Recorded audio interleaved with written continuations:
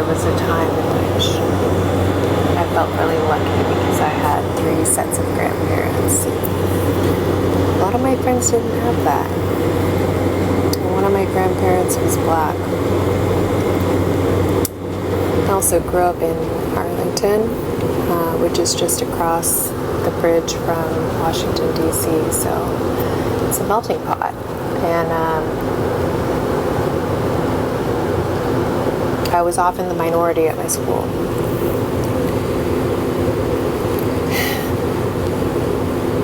What I know is that I have a lot to say, and I've been kind of marinating on it and trying to figure out how I want to say it. And I know, years ago in Oakland, I was doing a documentary with my kids on racism and just having this conversation, just an organic conversation with them, because I didn't understand in a school of minorities why we were still having racism. And the only thing I've concluded is that having a conversation is important. So I'm starting a dialogue here.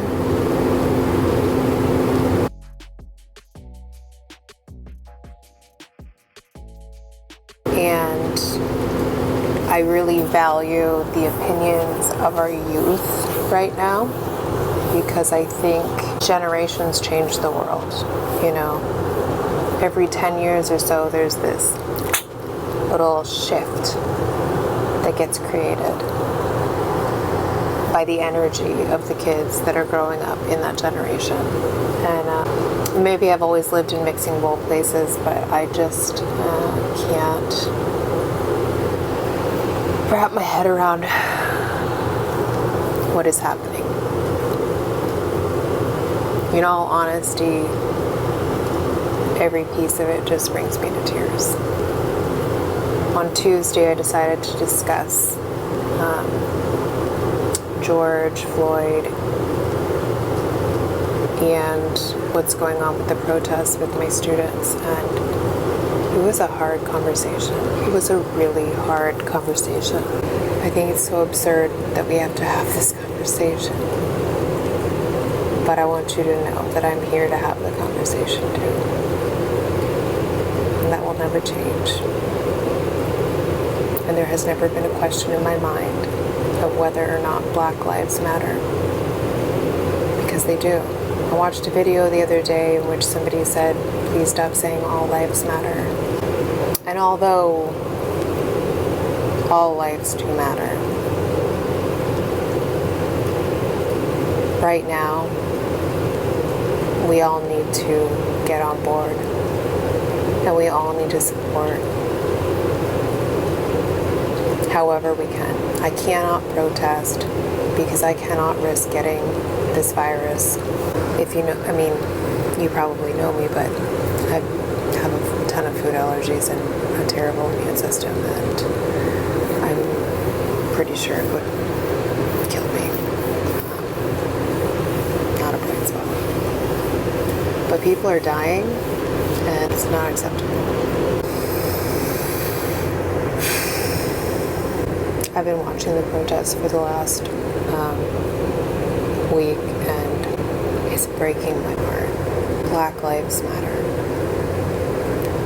Your life matters. No matter what color your skin is, black, brown, yellow, I don't care. But your life matters. And that shouldn't be a question in our country anymore. Because I can't go and march, I'm gonna do my protest here. And I'm going to do my protest by opening up communication with my students, by talking about this. Because the one thing I've learned from years, honestly years of working with my kids on the topic of racism, because it is that important to me, is that the conversation is key. We have to talk about it. We have to hear each other's stories. We have to understand each other's pain. Your stories matter. Your experiences matter. I'm here. I'm here and I support you. I am listening and I support you. I am acting and I support you.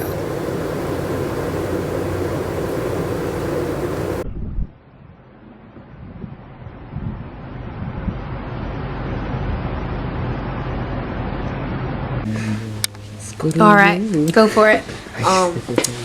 One question I have is, when do you think racism ever started? Well, Dylan, I think that racism started when there was two different types of people, and they were afraid because they didn't know. And when you don't know something, you're usually afraid or anxious around it. Like has to do with instincts about like being afraid of the dark. Like you don't know what's in there. It could be a predator or whatever. The unknown. Instinct. Yeah, the unknown. And so you're afraid of it so that you don't go there, so that you don't die. Like, and certain, like if someone looks different than you, like there's an instinctual thing that's like, or I guess older races of people, but they would be like, oh well, you're different. I don't want you to like mix with our tribe and change the gene, by like reproducing with the people. So you're gonna stay over there, and we're gonna say bad things about you so that our tribe knows not to mess with you guys.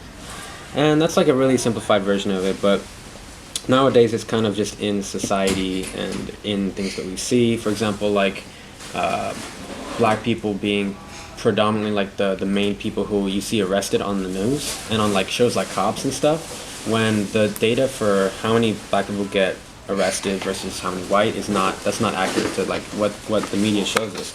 So that kind of just is pushing this idea of black people are criminals, and then there's also like cultural things like what? Yeah. Oh, yeah. So we're learning about this in class, and it's like a term the government used for them was super predators, which was like to push this idea that these people are dangerous. And even in black communities, they would be afraid of themselves, by these, because the media would just like tell them that they were bad.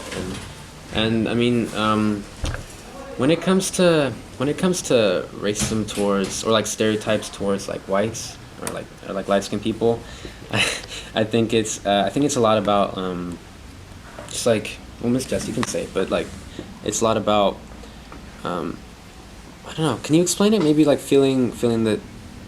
What is it? I don't know. I mean, I can't deny that I have received privileges because I'm white,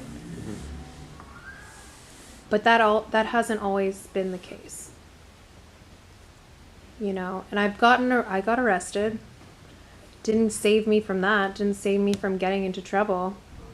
But I can't deny that my life hasn't been slightly easier because of it. But I also don't know what it's like not to be.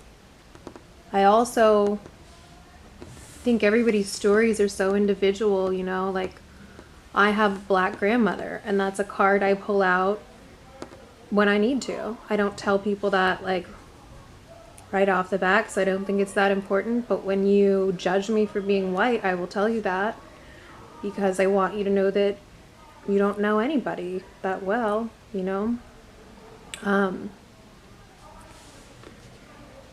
And I think it's just really challenging, because I gotta say, like, I'm tired of being, like, sometimes I get tired of being white in this environment, because I just feel like, I mean, it sucks. All the teachers are white. I see that, And if you look at the after-school population, not so white.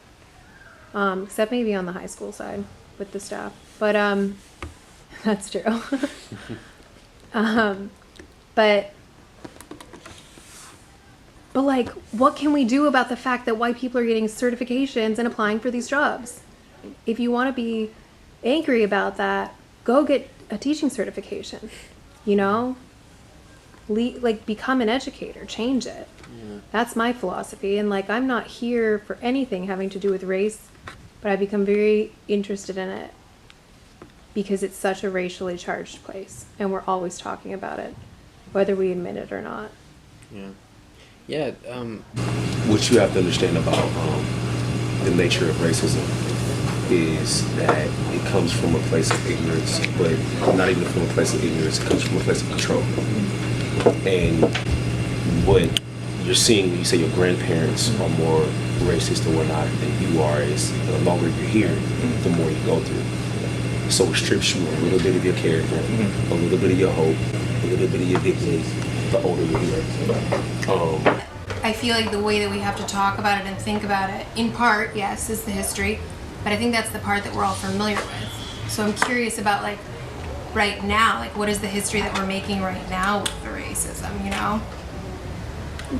Like, how are we seeing racism now? Where do we see it? Race, and then Miss Jess is very excited to know that her after school program is the most diverse out I of have all the of most them. multiracial center, Yeah. in my opinion. There were more Still my names, but surveys. they've been erased. There's other things here that are like weird. Like these two quotes up here are interesting quotes about race and stuff like that. There's things that you should read or watch about that race. There's questions that we have.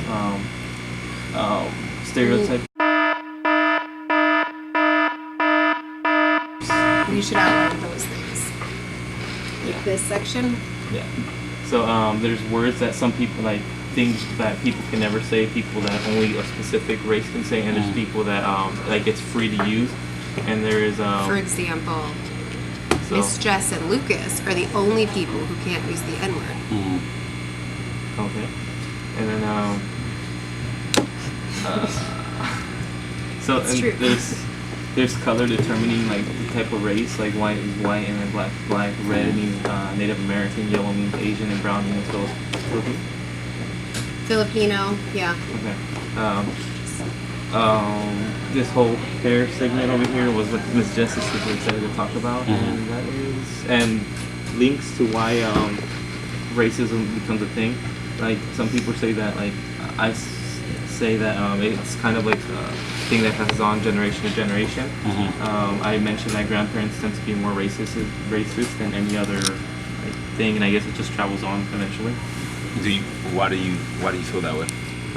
Because I have both of my grandmas are extremely racist because of some things they said, and then my dad doesn't tend to lean racist, but my mom sometimes shows it.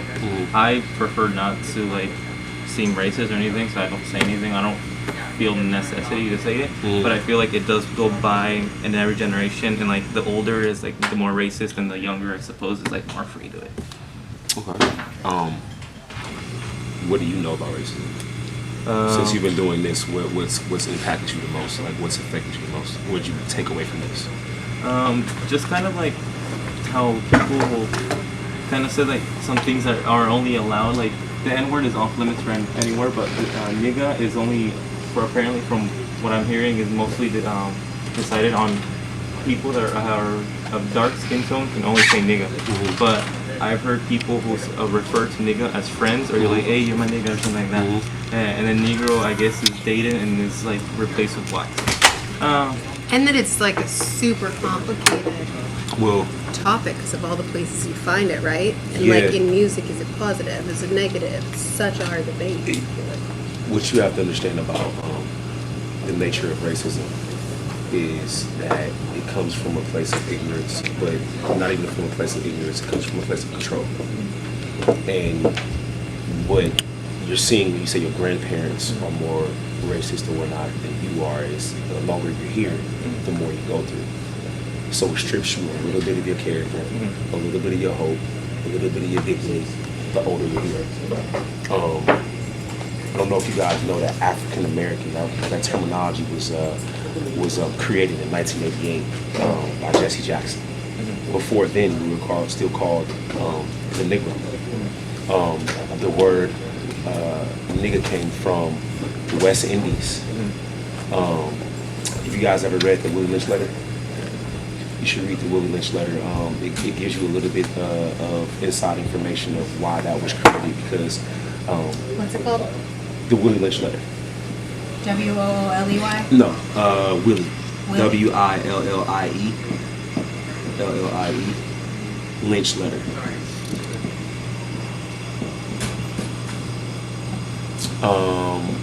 And you also probably want to read Peculiar Institution.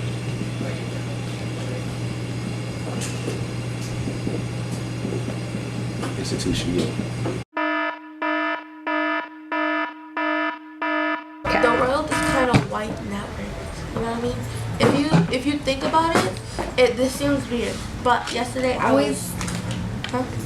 It's always the white people. I don't know. I'm not saying Disappointing. I'm not saying the white term. people now, but the term No, white, you're right. the term white separated is not connected to the people now. It's more so connected to the people back then and how they have such a powerful impact still now, though they're Yes. dead. They do. That's true. Like the I mean, looking around at our school, all the teachers are white yeah. in the core day. No, I'm talking about how the system is, how they hide all the bad things about Columbus and they put all the good things about Columbus inside the textbook. Like, But what about today? that's what they're Like teaching. today. They don't teach. Not Columbus. But today now. You know, like that- today. Where we are. You guys like to like push people's buttons and see what you can get out of them, and you don't trust them right away, and that's okay. It takes time, but like also, so we're talking about like this lady's experience coming into our school as a black woman. You're in this environment which is really hard to control. Also, you guys in elective period, let me tell you. Because I feel like one of the things that I want to talk about with this subject is the fact that it's still happening right now, right? So like we know the history and it's still going on. So when does it stop? But I feel like the way that we have to talk about it and think about it, in part, yes, is the history, but I think that's the part that we're all familiar with. So I'm curious about like right now, like what is the history that we're making right now with the racism, you know? Like how are we seeing racism now? Where do we see it? The thing that I was getting to was that that all those people who started